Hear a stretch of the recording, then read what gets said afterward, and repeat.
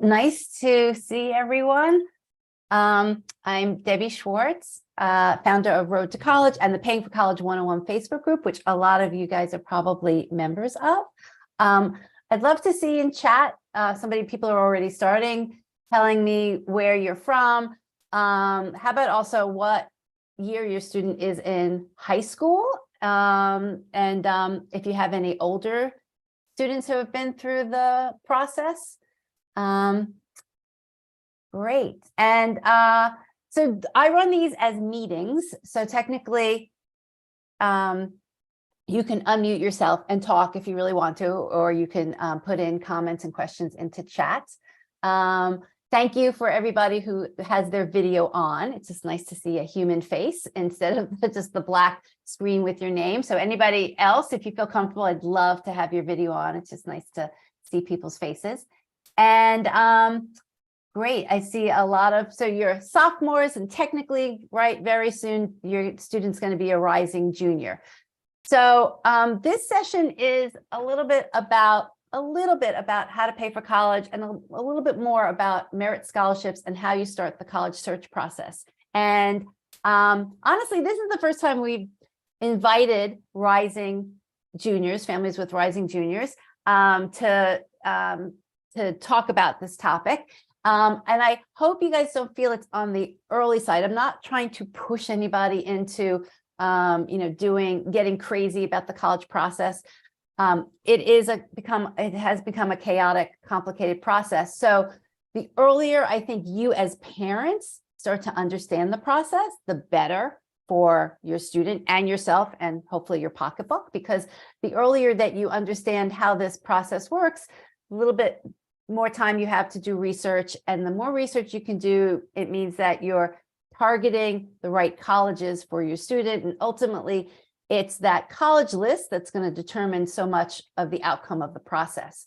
So again, I'm kind of hoping that this session just starts to lay some of the seeds of how the process works, so you can start understanding, and I'll get going.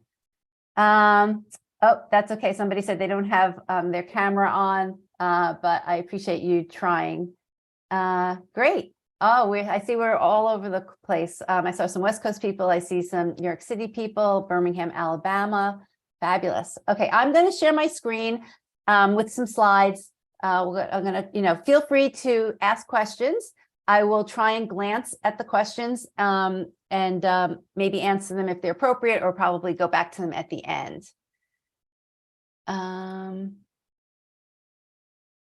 Okay.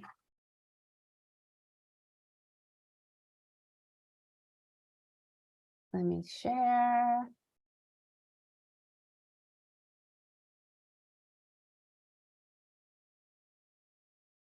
And let me get chat back up.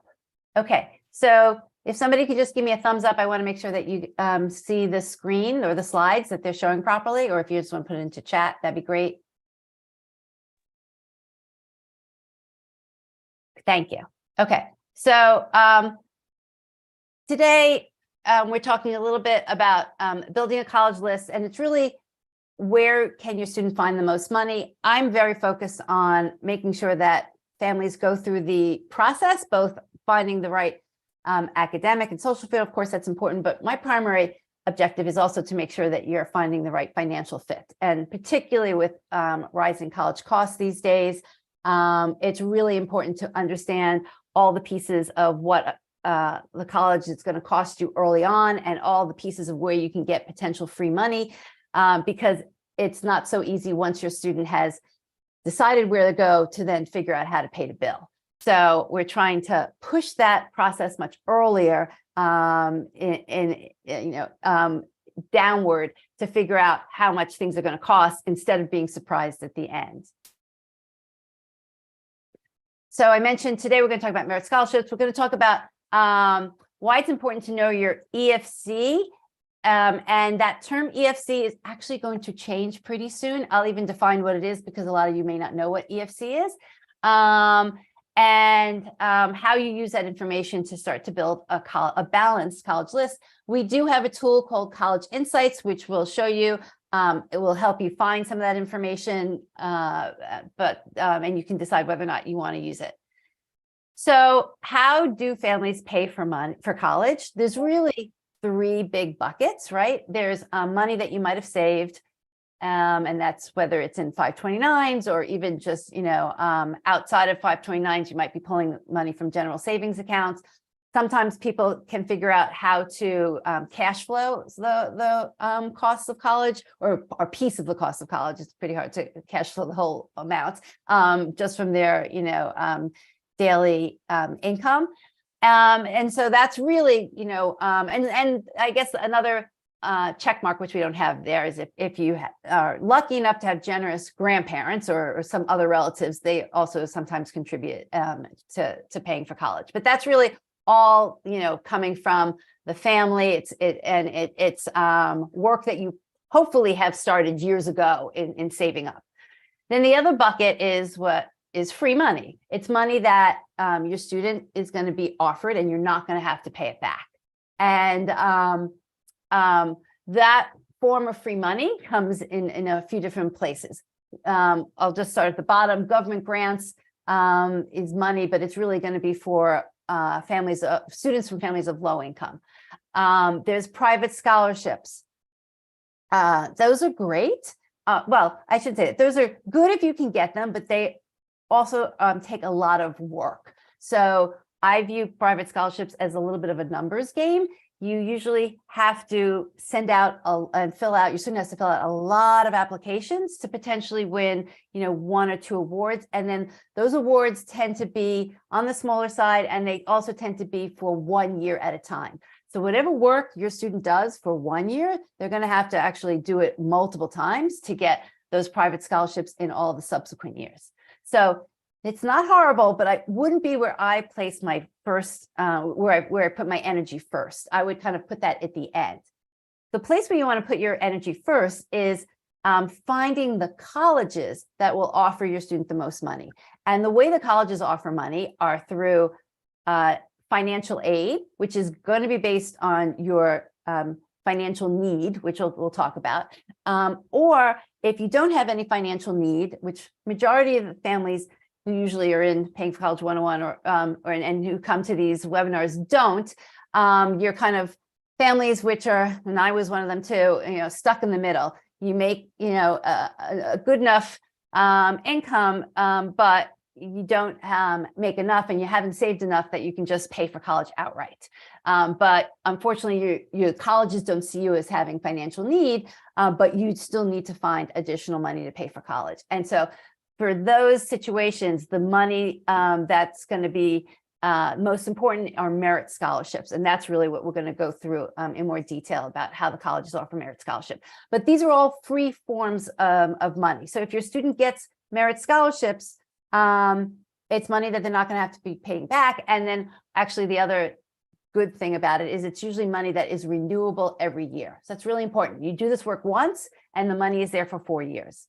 And then finally, if you don't have enough money from family contributions, and even though you've gotten free money, there still might be a gap. That's where loans come in. And we do a whole session we're doing it right now for students, graduating high school students who are going on to college. Where do you get federal loans? What are the different types of federal loans for the student, for the parent, and what are private loans, and how do you compare federal versus private loans?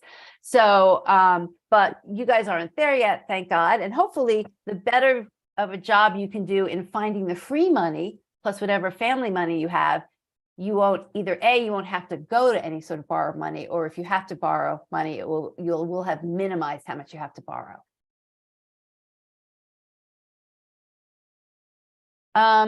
So I focus a lot on the college search and the college list. It's really important to think about that piece of the process as being really very pivotal, and you have to be strategic about how you approach it. And if you think about it, right, the college list is going to ultimately define a lot of this process, or it's going to define the final pieces of the process. Your student can't be accepted to a college they don't apply to, right? So yeah, you got to make sure that there are colleges on that list that they have a good likelihood of being accepted. Your family's final cost of college is going to be determined by the colleges on that list, right? So that's why we're talking now about merit scholarships. We're going to talk about, how you estimate what the college costs.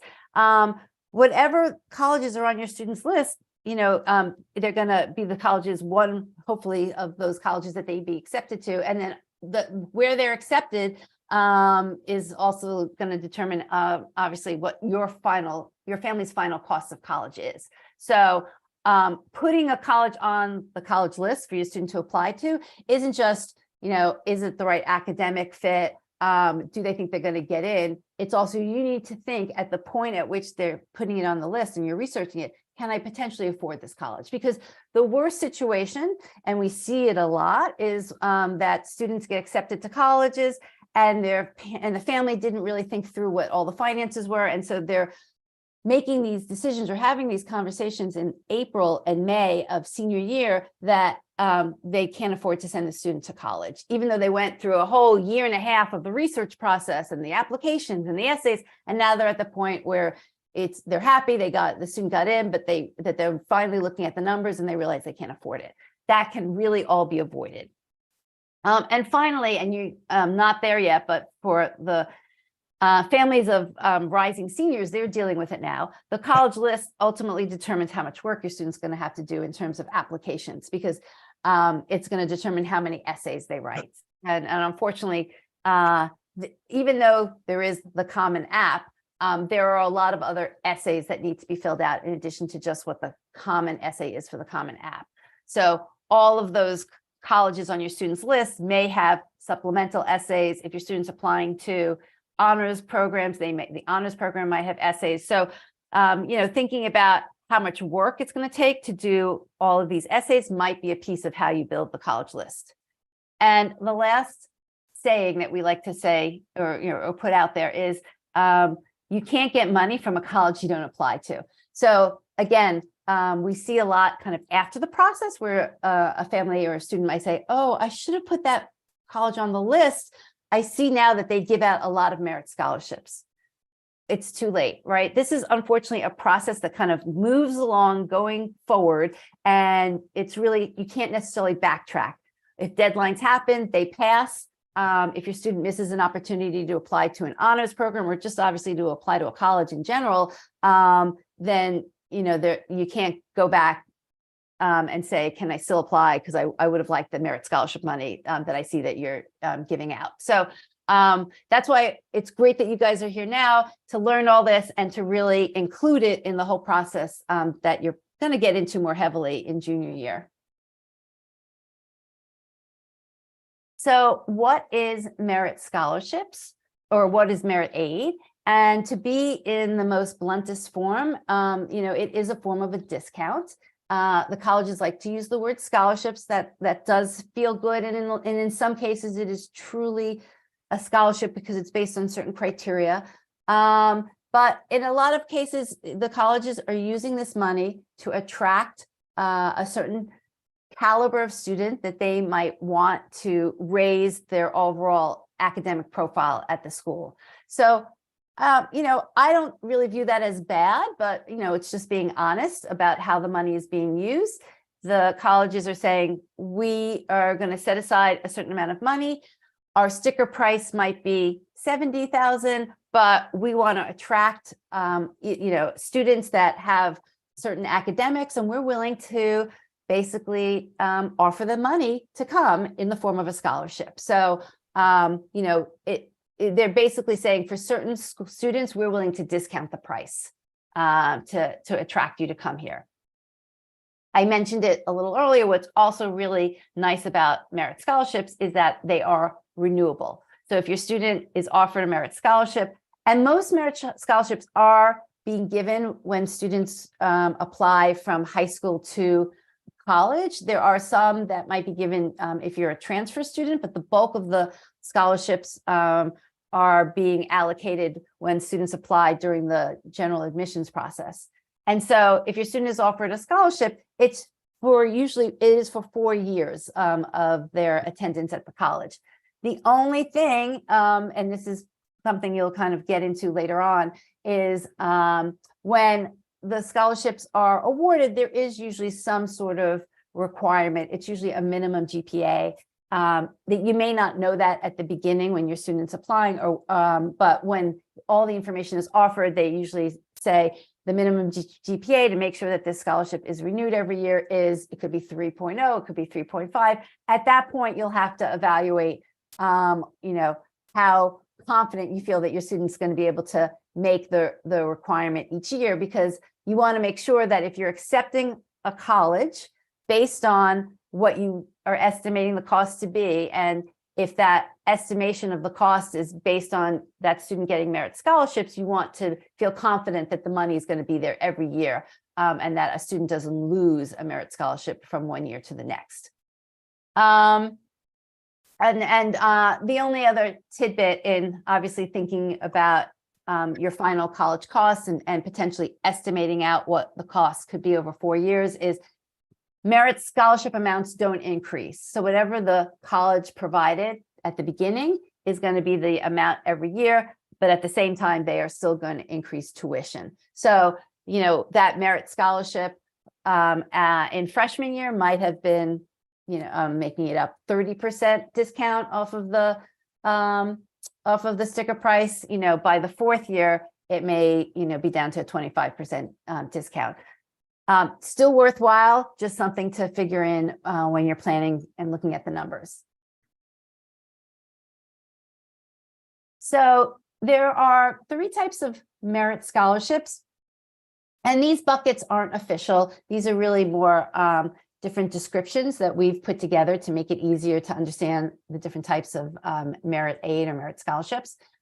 The first type is automatic, meaning that every student who applies to that particular college is going to be reviewed, and the admissions office is going to determine whether or not they're going to provide merit scholarships. The student doesn't have to do anything else other than send in their application.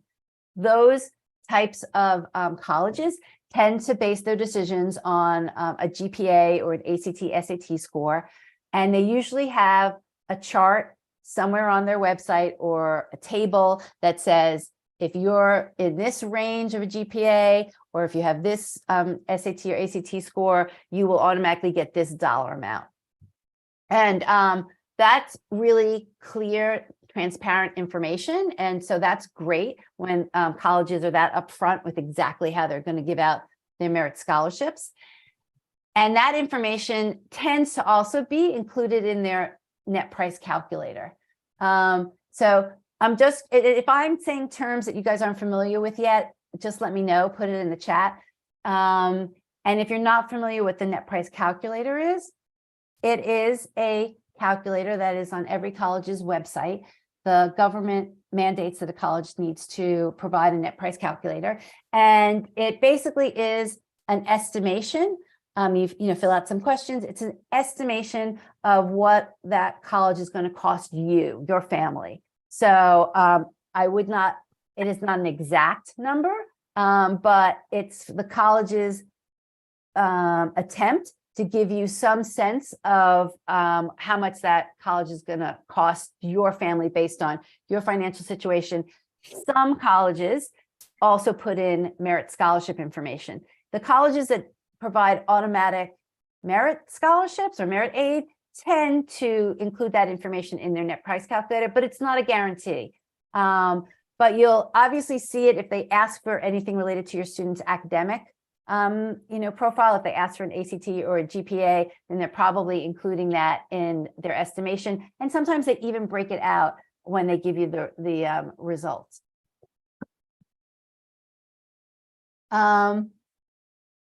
So I'm just looking at some questions. How accurate is the net price calculator?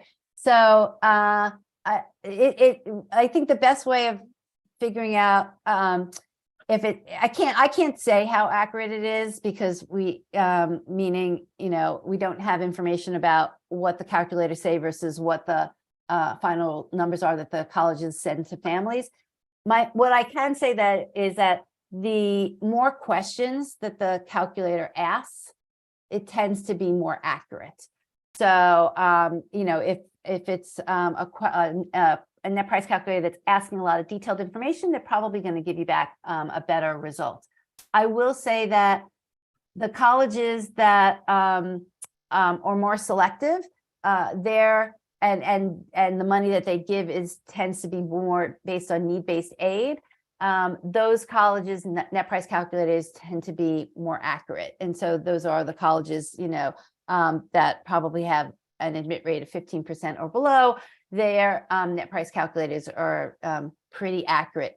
Again, they're not going to be to the dollar, but they'll probably be within, you know, a $5,000 range. So can a student get 2 or 3 types of merit aid? Potentially, yes. It all depends on the college. Some colleges might be giving out automatic merit aid, and so your student might qualify for that. And then in addition, your student might be applying to the honors program at the school where they also give out more merit scholarships, so they might get that. And then in addition, there might be some special higher level scholarship, merit scholarship that your student ends up writing an essay to. So they might, you know, get money from that. So yes, they could get multiple versions of this money. You know, it all depends on what the college is giving out, and if your student can apply to some of the more competitive scholarship opportunities at the college. So does merit scholarship money include room and board? Usually not. The merit scholarship money is going to be applied towards tuition. There are some cases, there are scholarships called a full ride scholarship. So those are there's not that many of them, so don't get, you know, your hopes up high. There's not that many schools that offer full ride scholarships, and then if they do, they're not giving them to that many students. But a full ride scholarship would cover both tuition, room, and board. But those are hard to really win. And then there are something called full tuition scholarships, which again would cover just the tuition part, but it would cover the full tuition, not just a portion of it. Okay, so somebody's mentioned something about the common data set. I'll talk about that in a little bit later, because that's great information where you can find a lot of the stats. Okay, so let me go on.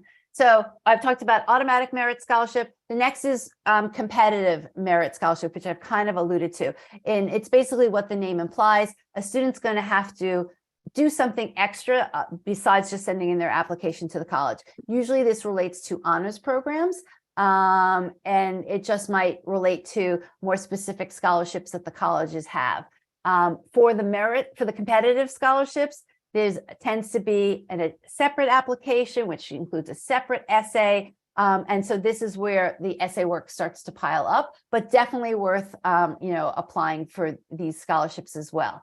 And the other important piece related to competitive merit scholarships is they sometimes have different deadlines than the admissions deadline. So a college might have a, you know, January 1st application deadline, but for applying for the you know, merit scholarships, that deadline might be December 1st. So paying attention to deadlines becomes really important. And again, I mentioned if a student misses a deadline for a scholarship application at a college, they're not usually, you know, that lenient, and they're not going to say you can still send it in afterwards. So it's really important to keep track of deadlines for all of these scholarships, for the applications, and sometimes also for the financial aid forms. And the last piece is if your student has some sort of talent that they are applying to college with, and it could be recycle. Oops, sorry, let me just. Great. So it could be that they are applying for dance, music, theater, art, and those types of scholarships tend to also have a separate application. You usually have to send in a portfolio. There might be an audition. And again, the reason why I wanted to highlight this is there are separate deadlines related to those types of applications. And there might be a separate deadline for the application and a separate deadline to actually even schedule and get the audition set up. Yeah, somebody said, yes, it's a harsh lesson in deadlining. That is for sure. I guess this is like, this is the start of life lessons that they'll be using for ongoing. But yeah, deadlines become critical in this process. So are most merit aid deadlines before the usual admissions deadline? I can't say. I mean, usually the automatic merit aid is obviously when the deadline is for the application. Some of the competitive merit scholarships are earlier. I'm going to show you an example. And to tell you the truth, Rachel's asking about athletic scholarships. I don't touch athletic scholarships in this conversation. Actually, I don't even personally get involved in athletic scholarships. That is a whole different world. And I could refer you to people who can help you with that, but that is very separate from the academic and merit scholarships that I'm talking about today. Okay, so here's an example of a college that offers automatic merit scholarships, and this is an example of their grid. I happen to, be tracking this. This is Miami University in Ohio. And that we as families and parents and the whole admissions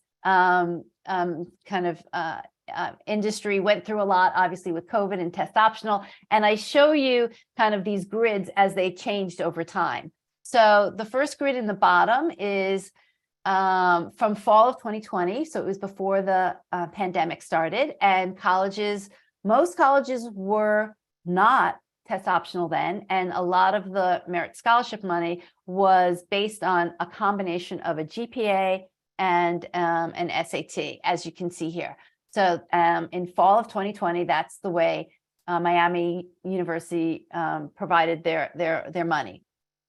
And then you can see as it shifted to fall of 2021, a lot of the schools had gone test optional, and so they did not include test score information on their grids, and they only included GPAs. That's good and also a little bit deceiving.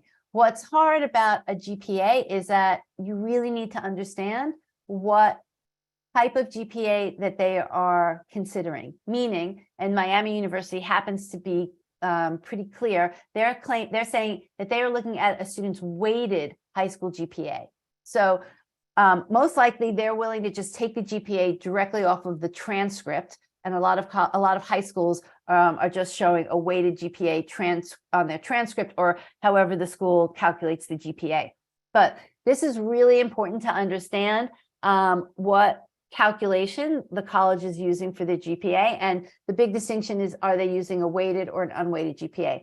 Miami University is actually in the unusual side, because most colleges are actually looking at an unweighted GPA, because then they can kind of do an apples to apples comparison of from school to school.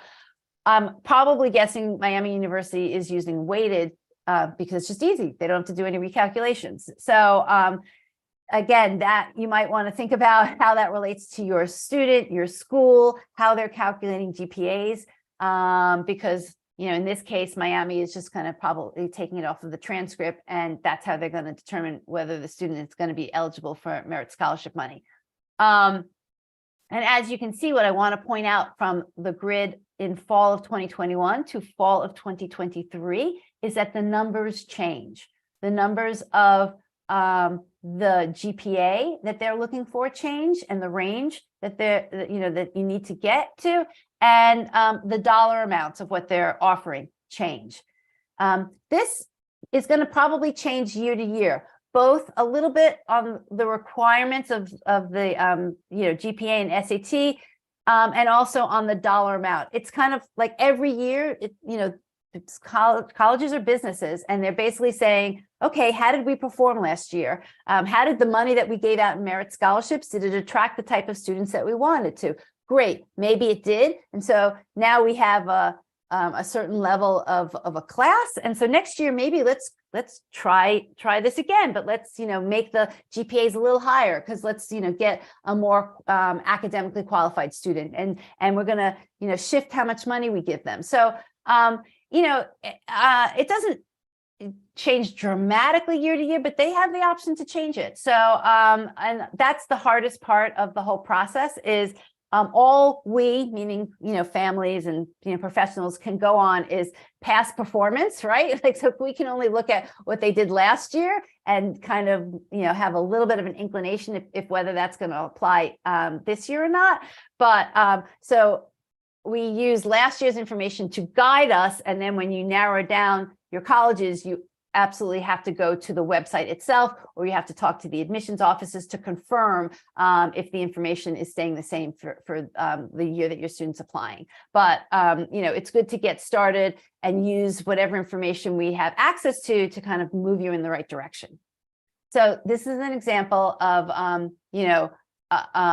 a college that's very transparent about the how they give out money. Another college in this category is University of Alabama.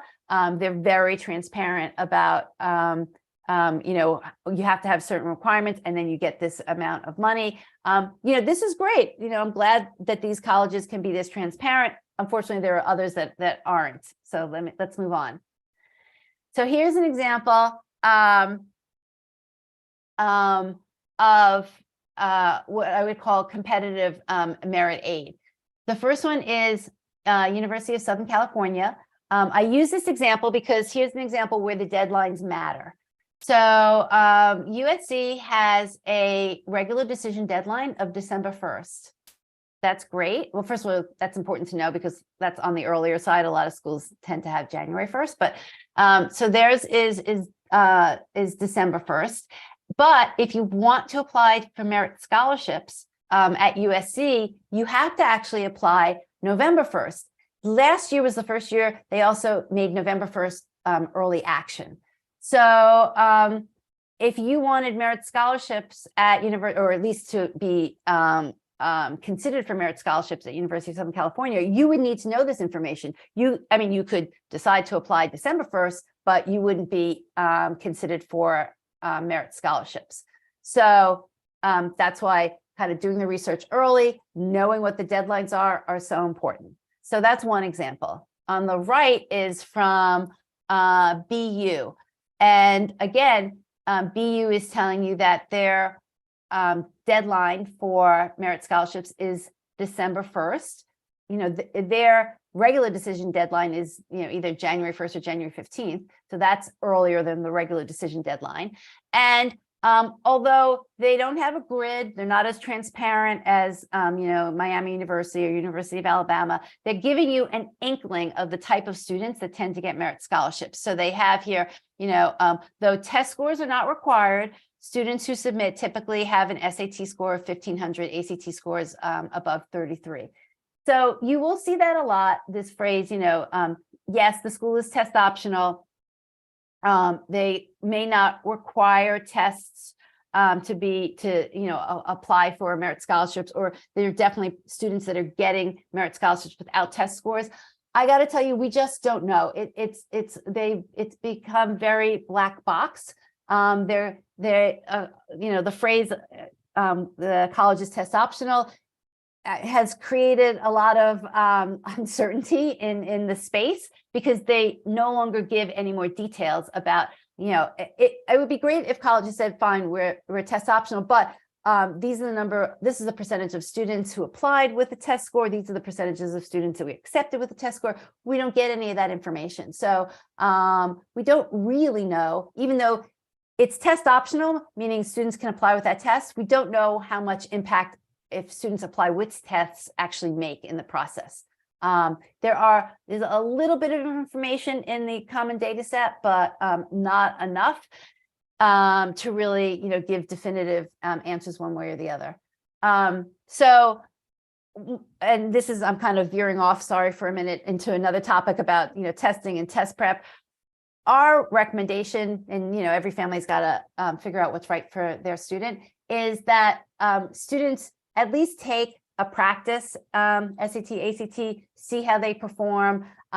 If they're willing to do a little, so test prep to improve it, that your student does actually finally take a real SAT, ACT to have the score. It doesn't mean they use it, but we would rather students have a score kind of like in their list of things if they want to use. And then there might be a school that they're applying to where their score is on the high side, so it's worth applying. There might be a school that they're applying to where their score is kind of below the average, so they're going to apply test optional. But if your student has the score, you can make these decisions.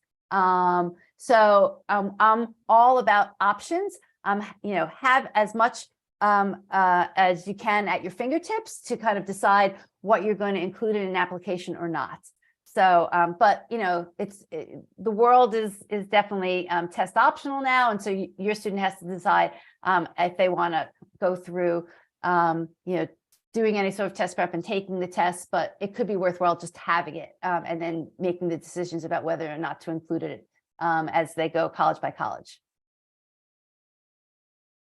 Okay, so when you're looking at colleges, and one important thing to understand is a college's financial aid policies. And what I mean by that is that there are colleges that only give money to families that have financial need, and then there are colleges that give money. And so those colleges who only give money to families that have financial need will not give out merit scholarships. They're only giving what we call need-based aid. Those tend to be the more selective elite schools. They get a lot of applications. As we know, their demand for seats is very high. And so they have, they feel like we don't need to reward a student for their academics because we have enough great students to choose from who are academically strong. We're going to use our money to help families that have financial need. That's perfectly fine. You just need to realize that if your student is applying to one of those schools. So if you don't have financial need and your student is applying to a elite or selective school, they may even get in, but most likely you're going to be have to pay the full sticker price. Just again, that's kind of one of those conversations you can have at the beginning of the process to recognize what your budget is. But that you're going to know before your student actually applies in those cases how much that college is going to cost. And then there are schools that give out money based on financial need, but they also give out much more money based on merit. And those are schools, that are probably, they're not the most elite, but there is a lot of very, very good schools that are using their money to, as we mentioned earlier, to attract students that have strong academic profiles. So you have to understand which of the schools that are not going to give out merit scholarships and which schools give out merit scholarships. Because if you're applying to a school that doesn't give out merit scholarships and expecting that the college is going to give you money, well, you're going to be in for a big disappointment when your student might get in and you get the financial aid award and there's nothing that's being granted.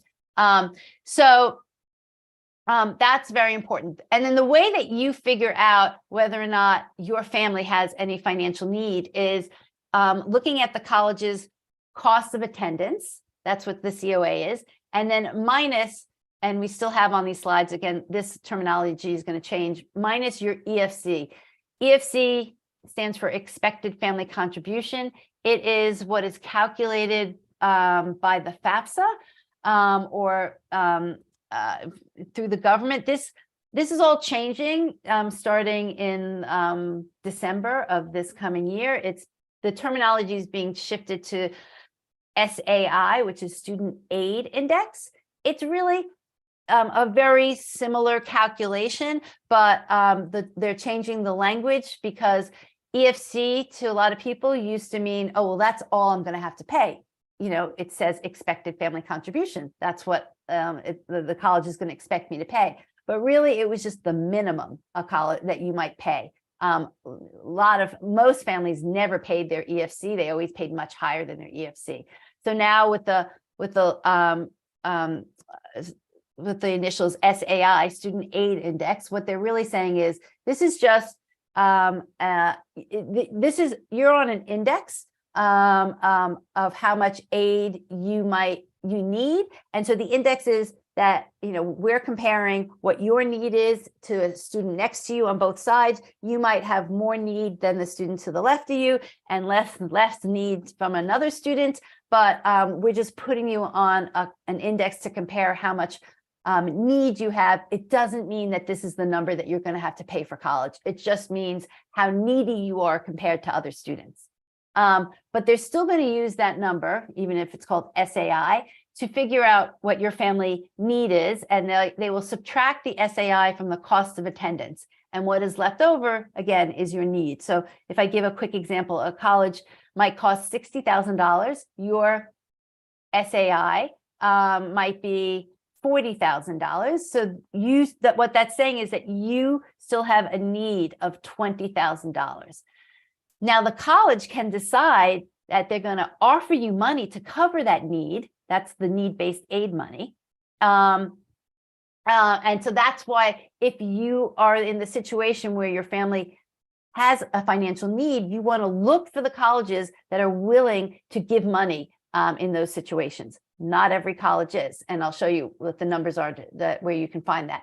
And then in the reverse, I'll give you the example of if the cost of attendance of a college is $60,000 and you end up having an SAI of $80,000, well, that college is going to say, great, we might want your student to come, but you don't have financial need. So I'm not going to give you any need-based aid, but we could give you merit scholarships. So, and actually most likely they would want to offer you student merit scholarships. So again, but you want to then be making sure if your family that doesn't have financial need that you're applying to the schools that have the policies that they're going to give out merit scholarships.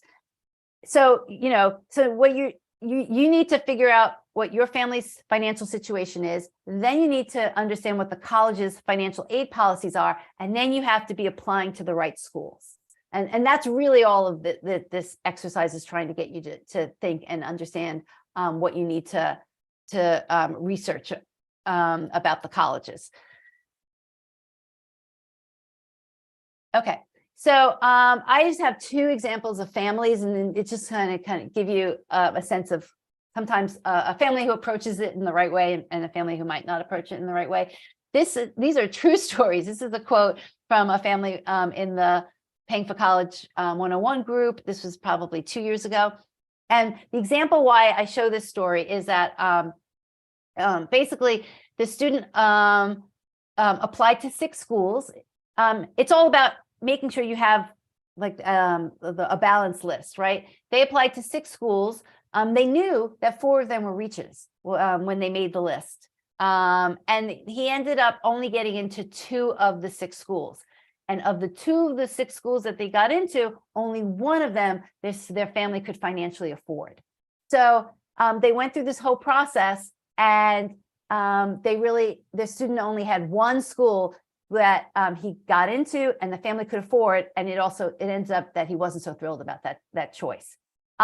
So why I share this example is my goal is that your family has options, right? Options at the end of the process, that you're not, you don't only have 1 school where your student got in and that's the school that you can afford. Hopefully, you'll build a college list where your student might get into 4, 5, 6 schools. And of those 4, 5, 6 schools, you can afford most of them, and they all have, different costs. And then you might end up, and this is another part of the process, being able to use what your student is being offered at 1 school to negotiate with another school. But you have to have those options at the end of the process to be able to have those conversations with colleges. So this is a story where the family honestly didn't think strategically enough about the college list. And then at the end of the process, they didn't have the options that they would have liked to have had, both financially and academically.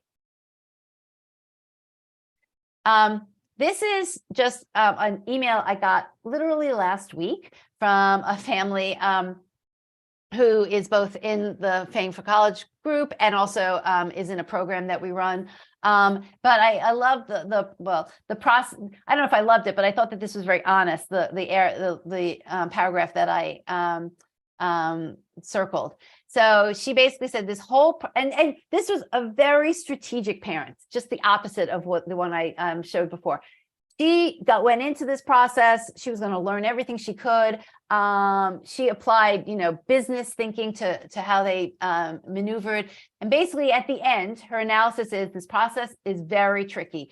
Teenagers change their mind. Each school only offers specific programs.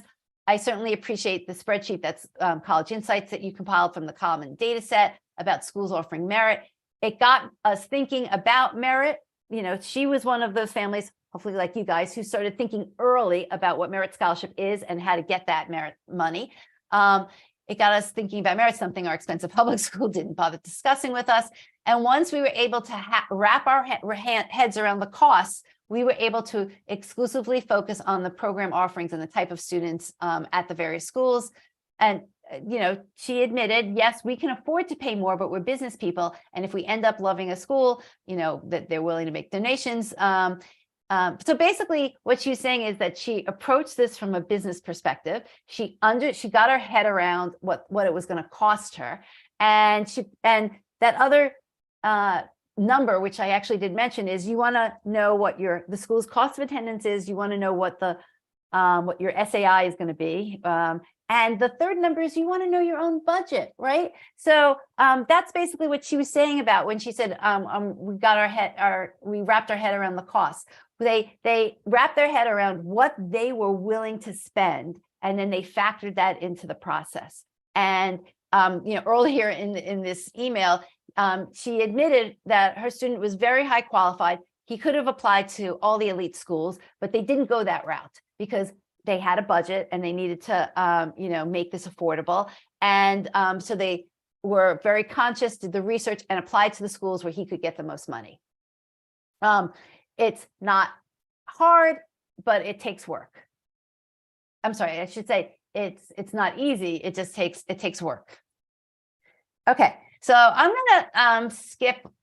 Let's see, just to go into tell you about College Insights, where a lot of this data is, and then give you a quick demo.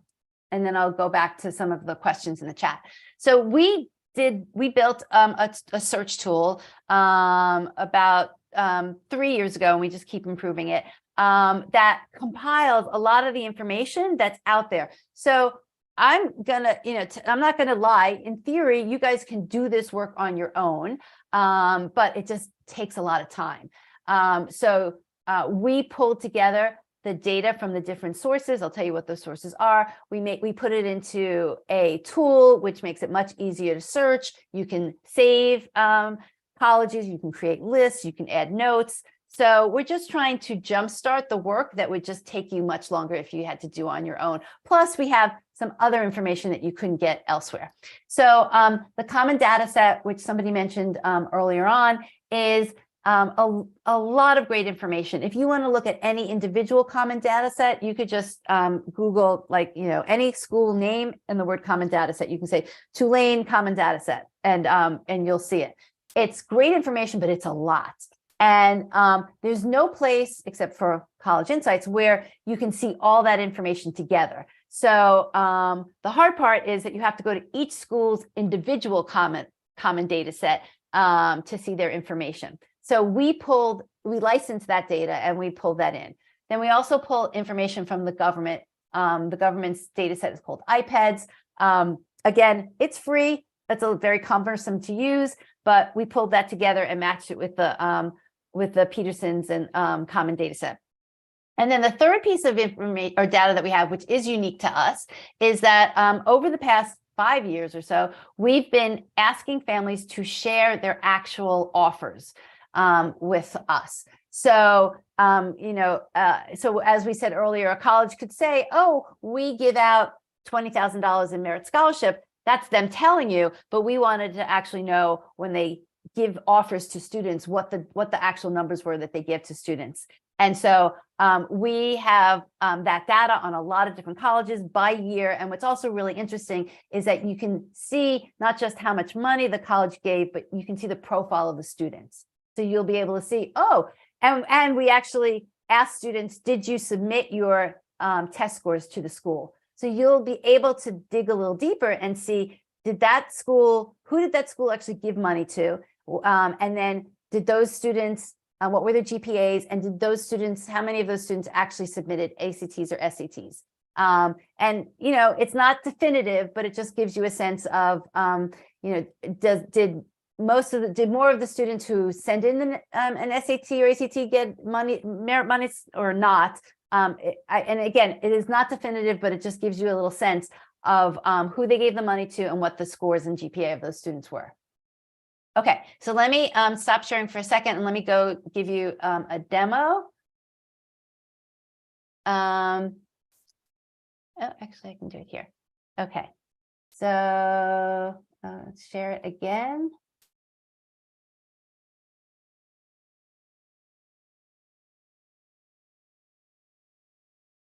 Okay, so the site that I was talking about is called College Insights. Road2College.com. Here.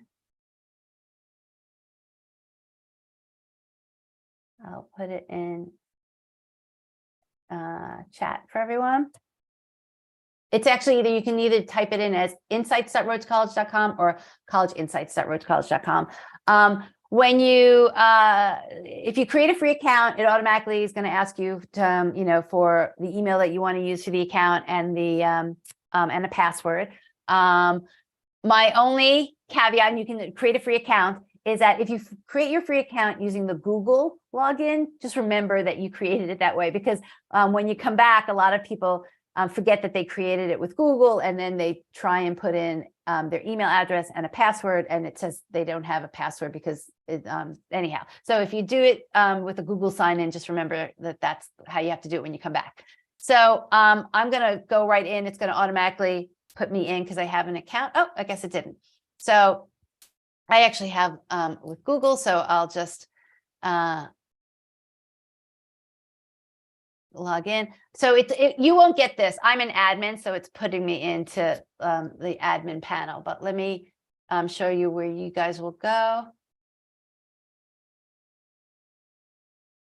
Okay, so you will end up on this screen after you set up your account. What you're able to do is search for an individual college. Here, let's say Tulane.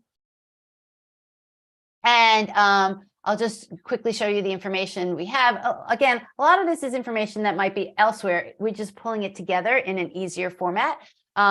These are just the highlights. It's a private school, a number of undergraduates. Does it have an honors program? Yes. And then there's different sections.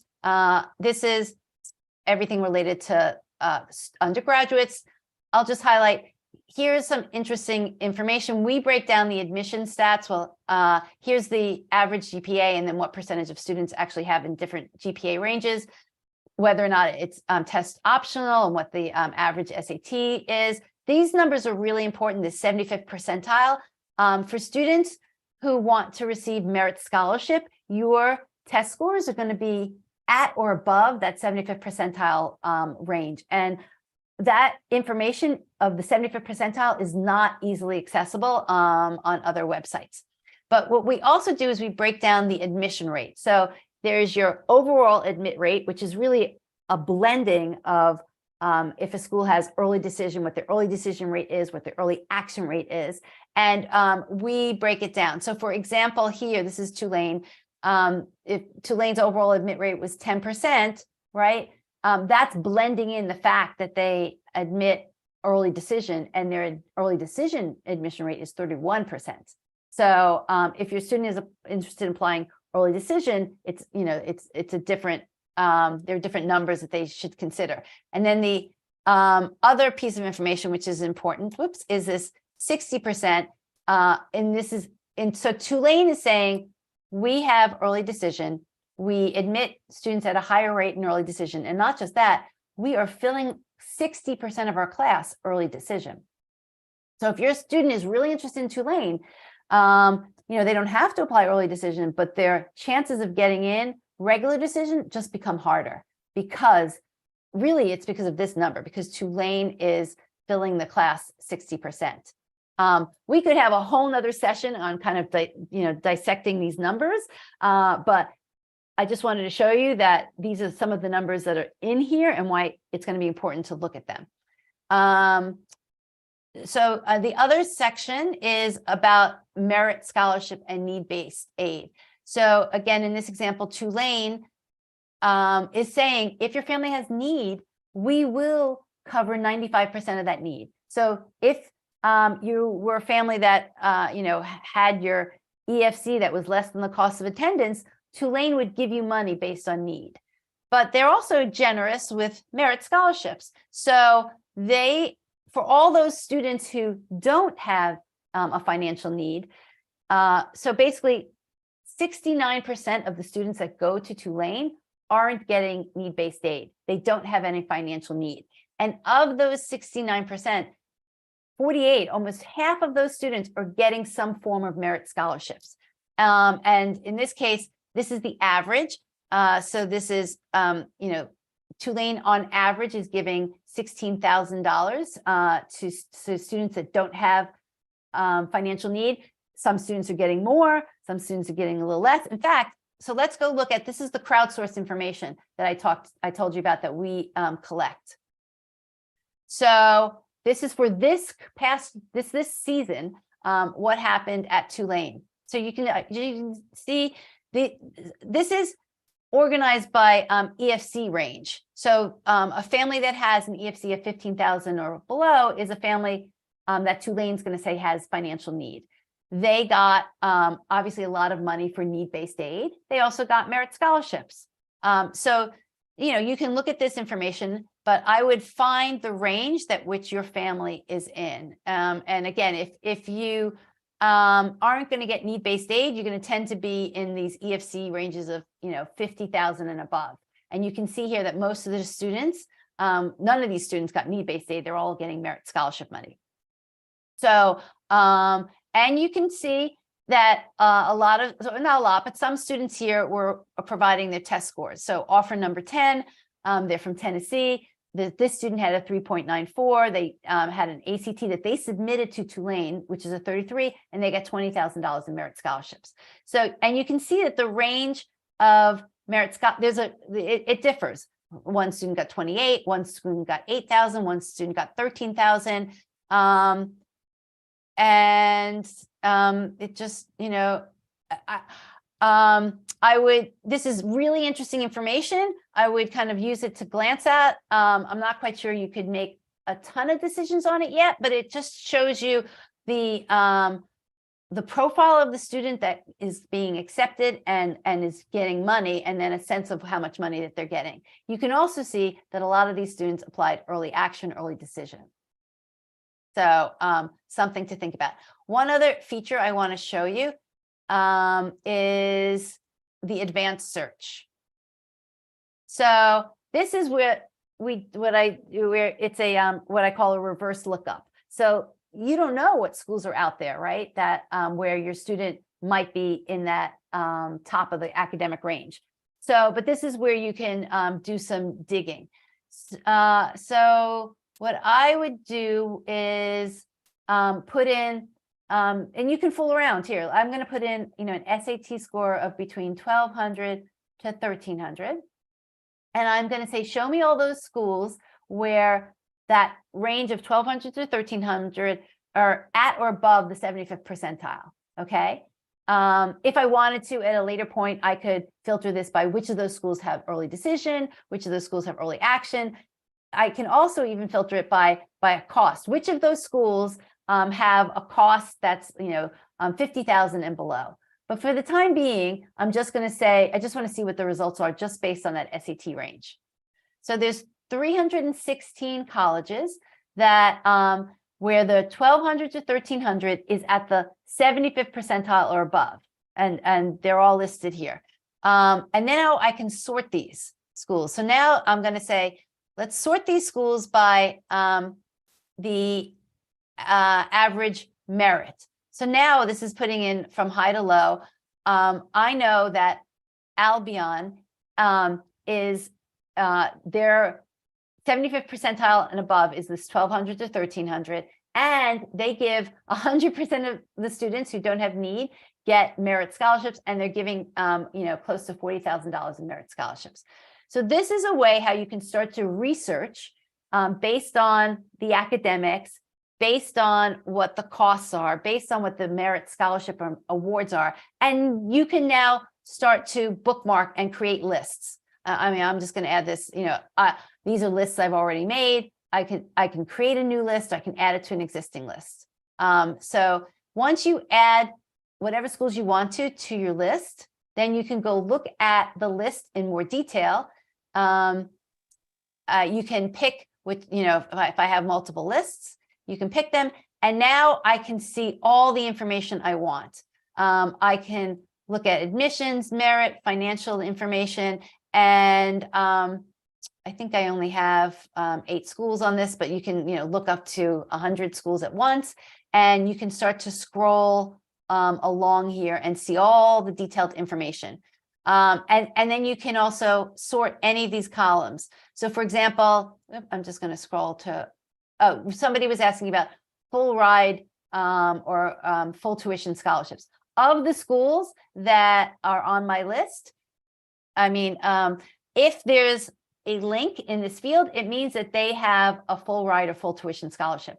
And so this link just brings you to the actual page on the college website with that information. So this is a way of kind of quickly seeing which of the schools have merit scholarships, which of the schools are offering full tuition and full ride scholarships. Now I can look at their details, and then I could decide, if I want to if I put this on another list to even consider further that my student might end up applying to. So this is just all ways of starting the research of looking at colleges, and this could help you. Honestly, you could look at I could go back here. I'm going to go back for a second. Let's go back to Discover and the advanced search. I could go back and take away, let's see, this score. Let's say clear the search if I wanted to. And it's going to show me, so we've got 2,224 colleges in this database. I could sort this by merit scholarship. I could put no filters on it, and I could sort this by merit scholarship. So now I'm looking at, this just gives you a sense of all the colleges that give merit scholarship. Great, Tulane gives merit scholarships, but they only give it to 2% of the students. So honestly, my student probably isn't going to get merit scholarship money from Tulane, even though they have a high number. So you can start to look through here and see which of the schools that give out the dollar amount of merit scholarships, and then how many students that they give it to, and then you could start looking at, okay, what's the 75th percentile for that school? So here, let's go to Beloit. If I click into Beloit, right, I just saw that Beloit gives on average, this is very generous, $41,000 in merit scholarships. They give it to 100% of the students that don't have any financial need. That's great. But now let me find out. So if I want my students to apply there and have a good chance of getting merit, they're going to need to have probably an SAT that's above 1380 or an ACT that's above 28. And they're going to have a GPA that's probably, close to that 3.940 range because to be at the top of the students that are enrolling at Beloit. So this gives you a chance of how you work backwards to figure out, your student is a rising junior. They still have time to impact these scores. So sorry, I ran a little bit over. And I know this is in the middle of the day, so I'm going to stop right now. This has been recorded. We'll send you the recording. You can try College Insights out for free. I really encourage you to start fooling around with these numbers now to help give you an understanding of what the colleges are out there and how much they cost and what type of, GPA and test scores your student's going to have to get the money. So hopefully this just opened your eyes. You guys have a ton of time to start working on this. I just wanted to get you thinking, get the wheels moving, and we'll have other sessions that go deeper, but just thought this would be helpful, not to make you crazy, but the more familiar you get with things now, the earlier you start, the more relaxed the process this can be. Okay, thanks everyone. See you soon. Have a good rest of the day and a good weekend. Great.